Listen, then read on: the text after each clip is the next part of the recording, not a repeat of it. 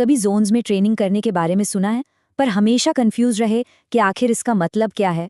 तो चलिए आज साइकिलिंग के लिए हार्ट रेट जोन्स के इस पूरे कॉन्सेप्ट को एकदम आसान भाषा में समझते हैं। ये सवाल बहुत ही कॉमन है। कई साइक्लिस्ट जोन्स के बारे में सुनते तो हैं, पर असल में ये सिर्फ कुछ नंबर नहीं है, इनसे कहीं ज्यादा हैं। तो चलिए इस उलझन को हमेशा के लिए दूर करते हैं और देखते हैं कि ये राइडिंग को कैसे पूरी तरह बदल सकता है। तो हार्ट रेट जोन आखिर है क्या? देखिए, ये अपनी मैक्सिमम हार्ट रेट के हिसाब से अपने एफर्ट यानी मेहनत को नापने का एक तरीका है। और एक बात याद रखने वाली है, ये मेहनत को नापता है, स्पीड को नहीं। ये पूरी तरह से पर्सनल है, इसलिए अपने जोन्स की तुलना किसी और से करना उसका कोई मतलब ही नहीं है। तो कुल मिलाकर ट्रेनिंग के 6 जरूरी जोन्स होते हैं। हम एक एक करके इन सभी जोन्स के सफर पर चलेंगे। सबसे आसान यानी रिकवरी से शुरू करके सबसे तेज स्प्रिंट तक। और ये भी जानेंगे कि हर जोन में शरीर को कैसा महसूस होता है। चलिए शुरुआत करते हैं जोन 1 से, जिसे कहते हैं रिकवरी जोन। ये मैक्सिमम हार्ट रेट का लगभग 60 से 65% होता है। इसे बस ऐसा समझिए जैसे बाइक पर बड़े आराम से टहल रहे हों। तो इस जोन में महसूस कैसा होता है? बिल्कुल आसान। इतनी आसानी कि बिना हाँफे बड़े आराम से पूरी बातें की जा सकती हैं। शरीर एकदम रिलैक्स्ड महसूस करता है, कोई स्ट्रेस, कोई तनाव नहीं। अब सवाल ये है कि इतनी हल्की ट्रेनिंग का फायदा क्या है? असल में ये एक्टिव रिकवरी के लिए बेस्ट है। मतलब ये मसल्स को जल्दी ठीक होने में मदद करता है। इससे ब्लड सर्कुलेशन बेहतर होता है और शरीर की वो मसल्स एक्टिवेट होती हैं जो स्टेमिना बनाने के काम आती है। अच्छा, अब थोड़ा सा गियर बदलते हैं और आते हैं जोन 2 पर। यह मैक्सिमम हार्ट रेट के 65 से 75% के बीच होता है। इसे अक्सर फैट बर्निंग जोन भी कहते हैं। और हाँ, इसकी एक बहुत खास वजह है। यहाँ मेहनत थोड़ी बढ़ जाती है, लेकिन सब कुछ कंट्रोल में रहता है। सांसें एकदम स्थिर रहती हैं और अपने साथी राइडर्स से बड़े आराम से पूरी कहानी सुना सकते हैं। ये वो पेस है जिसे घंटों तक मेंटेन किया जा सकता है। तो ये जोन इतना जरूरी क्यों है? क्योंकि ये फिटनेस की नींव बनाता है। ठीक वैसे ही जैसे एक मजबूत इमारत के लिए एक मजबूत फाउंडेशन जरूरी है। ये शरीर को फैट को फ्यूल की तरह इस्तेमाल करने में माहिर बनाता है, जिससे लंबी राइड्स पर देर तक एनर्जी बनी रहती है। चलिए अब हम आ गए हैं जोन 3 में, जिसे टेम्पो जोन भी कहते हैं।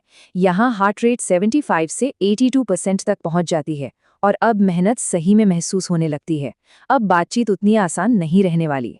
इसका सबसे बड़ा संकेत, सांसें गहरी हो जाती हैं। अब लंबे लंबे वाक्य बोलना मुश्किल हो जाता है। बातचीत सिर्फ कुछ शब्दों या छोटे छोटे वाक्यों तक ही सिमट कर रह जाती है।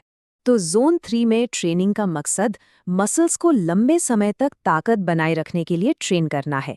ये वो स्वीट स्पॉट ढूंढने में मदद करता है जहां एक तेज और स्थिर गति को देर तक बनाए रखा जा सके। रेस के दिन ये बहुत काम आता है।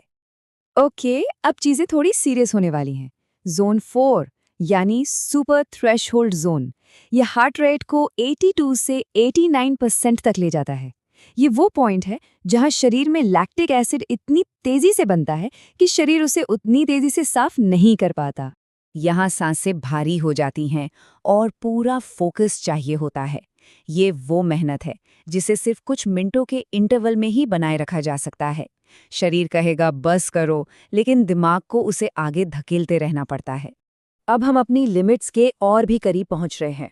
जोन 5, जिसे VO2 मैक्स जोन कहते हैं, ये हार्ट रेट को 89 से 94% तक ले जाता है। ये शरीर की ऑक्सीजन इस्तेमाल करने की मैक्सिमम कैपेसिटी को टेस्ट करता है। अगर सीधे शब्दों में कहूं तो यहाँ पर दर्द होना शुरू हो जाता है। ये एक बहुत ही अनकंफर्टेबल एहसास है। मसल्स में जलन होती है और ऐसा लगता है कि शरीर और दिमाग दोनों की असली परीक्षा हो रही है। तो फिर इस दर्द का फायदा क्या है? इस जोन में ट्रेनिंग करने से शरीर का इंजन और बड़ा और पावरफुल बनता है। इससे बार बार तेज अटैक करने और फिर जल्दी से रिकवर होने की क्षमता भी बढ़ती है। और आखिर में हम पहुंचते हैं जोन 6 पर, जो पूरी तरह से विस्फोटक है। ये 94% से भी ऊपर है। मतलब ये एक ऑल आउट स्प्रिंट है। यहाँ अपनी पूरी की पूरी ताकत झोंक दी जाती है, बिल्कुल वैसे ही जैसे फिनिश लाइन पार करनी हो। लेकिन यहाँ एक बहुत ज़रूरी बात समझनी है। ये स्प्रिंट्स इतने तेज़ और छोटे होते हैं कि हार्ट रेट को रिस्पॉन्ड करने का टाइम ही नहीं मिलता। जैसे लाइट का स्विच ऑन करते ही बल्ब तुरंत जल जाता है, पर हार्ट रेट को ऊपर जाने में कुछ सेकंड्स लगते हैं। इसलिए ऐसे एफर्ट्स के लिए सिर्फ हार्ट रेट पर भरोसा नहीं कर सकते। तो ठीक है, अब ये सारी जोन्स तो समझ आ गए, लेकिन इस जानकारी का करना क्या है? चलिए कुछ जरूरी बातों पर ध्यान देते हैं ताकि ट्रेनिंग सुरक्षित और असरदार तरीके से हो सके।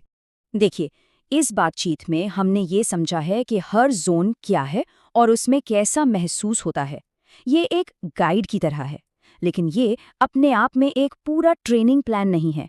एक सही प्लान बनाने के लिए, जिसमें इन सभी जोन्स का सही मिक्स हो, किसी कोच या एक्सपर्ट से सलाह लेना ही सबसे बेहतर है। अपनी मैक्सिमम कैपेसिटी को टेस्ट करने के बारे में सोचे भी सेफ्टी पर एक नज़र डालना सबसे ज़्यादा ज़रूरी है। इसे बिल्कुल भी हल्के में नहीं लेना है। देखिए, डॉक्टर की सलाह लेना बहुत ज़रूरी है। अगर किसी की उम्र 35-40 साल या उससे ज़्यादा है, या फिर कोई लंबे ब्रेक के बाद ट्रेनिंग पर लौट रहा है, अगर कोई बहुत ज़्यादा स्ट्रेस में है या कोई हेल्थ कंडीशन है, या फिर परिवार में दिल की बीमारियों की कोई हिस्ट्री है, तो मेडिकल क्लियरेंस के बिना ये सब बिल्कुल नहीं करना है। और एक बात गांठ बांध लीजिए, जब तबीयत ठीक ना हो, थकान हो या बॉडी पूरी तरह से रिकवर ना हुई हो, तो कभी भी मैक्सिमम एफर्ट करने की कोशिश नहीं करनी चाहिए। हम सब जोन्स की भाषा को समझते हैं। ये सिर्फ जानकारी नहीं है, ये ट्रेनिंग को और भी स्मार्ट बनाने का एक पावरफुल टूल है। इस जानकारी को समझना ही एक बेहतर और मजबूत राइडर बनने की तरफ पहला कदम है। तो अगली बार जब कोई अपनी बाइक पर हो, तो सिर्फ पेडल न मारें, बल्कि शरीर की सुने, स्मार्ट तरीके से ट्रेन करें, एक मजबूत बेस बनाएं और रिकवरी को उतनी इज्जत दें जितनी मेहनत को। यही वो चीज़ है जो किसी भी राइडर को लंबे समय तक तेज और स्वस्थ बनाए रखेगी।